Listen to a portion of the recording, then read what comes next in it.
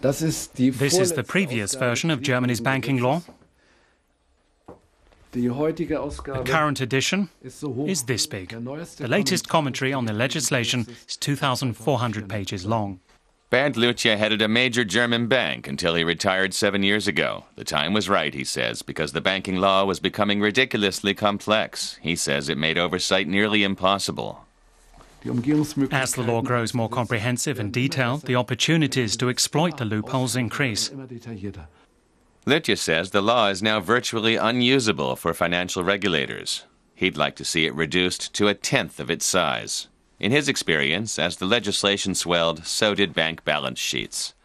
Suddenly, financial institutions all seemed to be making strange deals that, to him, were dark omens of the coming financial crisis.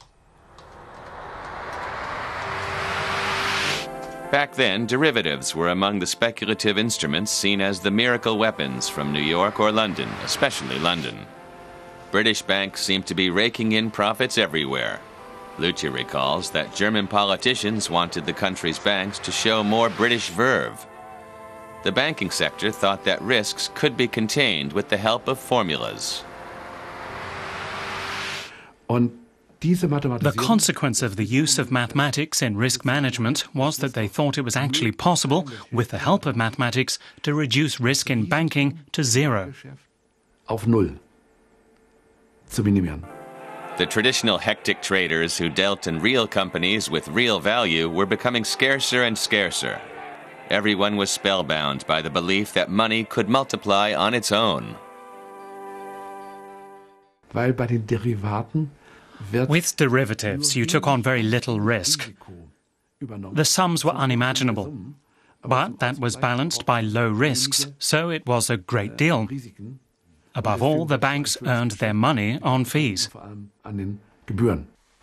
Lucia says there's no such thing as a bank that's too big to fail. He admits the collapse of Lehman Brothers in 2008 kicked off the crisis, but only because bankers then realized how much junk they had on their books and could no longer trust each other.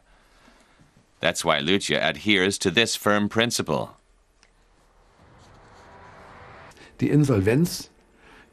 Insolvency is just as much a part of banking as founding a bank is. The negative effects of a bank's insolvency can be averted for other banks. Central banks can intervene to ensure that funds continue to flow. Worldwide, there are 29 banks defined as key players in the sector. 2 of them are German. In all cases, the main problem is that their own reserves of capital are too low in relation to their volume of investment. The Commerzbank fell victim to this and was essentially nationalized in 2009. And Germany's #1 bank, Deutsche Bank, isn't holding enough reserves either. Lucia says there's only one way to resolve that. I'd separate the banks. The banks that want to speculate, fine, let them speculate. And everyone should know they could go broke at any time. For Lucia, the drop in credit ratings of many countries comes as no surprise. That's what happens when states step in to rescue what are effectively gambling casinos.